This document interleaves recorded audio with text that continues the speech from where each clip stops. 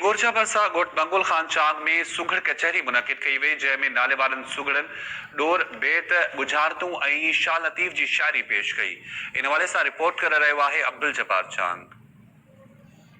इंगोरछा भरिसां ॻोठ मंगोल खान चांग में सुघड़ कचहरी थी, जंहिंमें सिंध जे नाले वारनि सुघड़नि शहरियुनि ऐं ॻोठाणनि शिरकत कई।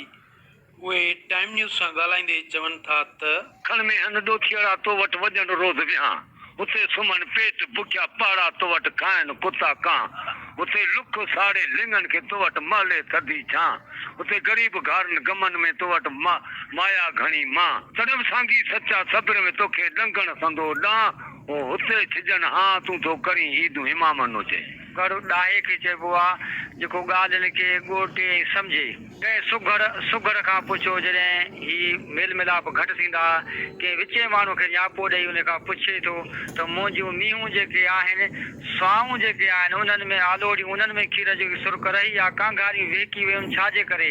उहो विचूं माण्हू पैगाम खणी सुघड़ जो ॿिए सुघड़ वटि वञे थो, उहो जेको पैगाम न्यापो ॾिए थो सॼो हुनखे ॿुधाए थो। चए थो त बाक़ी सुर्क स्वाउनि में, कांघारनि में कान, अलाए त कंहिं नाज़रूअ नज़र ऐं शूमीअ कंहिं शैतान, धागा वटायां तावीज़ लिखायां, घणो त कुर्ब क़ुरान, ए बिलंदा कर बयान, हिन गुफ़्ते जो गुलाम चए।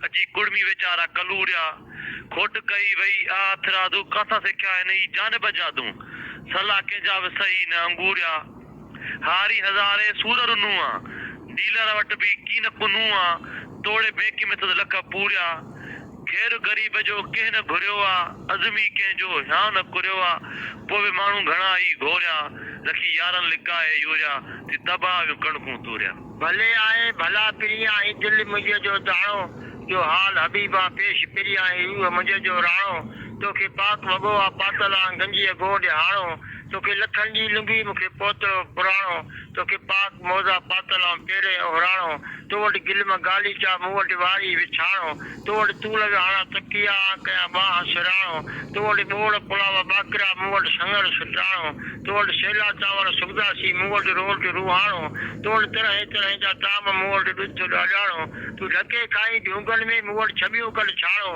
तो वटि बेशक आहिनि बोतलियूं मूं वटि करे थी लस्सी लालाणो, तो वटि बराबरि बंगला मुंहिंजो पखो पुराणो, तोखे अलाह ॾिनियूं एसियूं मूं वटि झोलो झूलाणो, तोखे ॾना परवर पेजारा मुंहिंजो गाॾो गुनाह न हाणो, ॿधी हथ अदवजा थो मीर करई माण्हू, त राति रहो त रूह ठरे सूरन कयो आहे साणो, त वञण ॾुख ॾे मज़ा हिते हुजे न हावाणो, इहो अर्ज़ निमाणो पीउ मुंहिंजो पूरो कर। या रसम आहे सुघड़नि जी, लोक अदब जी कचहरियूं असां सदाई कंदा रहंदा आहियूं ऐं कंदा रहंदासीं।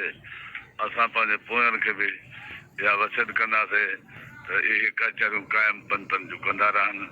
जॾहिं त कचहरी में सुघड़नि टाइम न्यूज़ सां वीचार वंडींदे चयो त कचहरियूं विच वारे दौर में तमामु घटि थींदियूं हुयूं।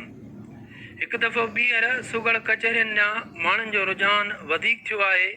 ख़ासि करे सियारे जी मुंद में सुघड़ कचहरियूं अक्सर वधीक थींदियूं आहिनि। हिननि वधीक चयो त सुघड़ कचहरियुनि मां माण्हुनि खे इल्मु, अदब ऐं इख़लाक़ बाबति ॼाण मिले थी। जॾहिं त सुघड़ कचहरी में सहाफ़ी ताद ख़ैरपुर जे सदर ग़ुलाम हुसैन चांग, सहाफ़ियुनि मां शमन लाजपर, अब्दुल जब्बार चांग ऐं ॿियनि शिरकत कई। जॾहिं त सुघड़ कचहरी जी मेज़बान साफ़ खान चांग पारां सहाफ़ियुनि ऐं सुघड़नि खे टोपियूं पिणु पारायूं वियूं। कैमरामैन अब्दुल सत्तार चांग सां गॾु अब्दुल जब्बार चांग, टाइम न्यूज़, हिंगोरछा।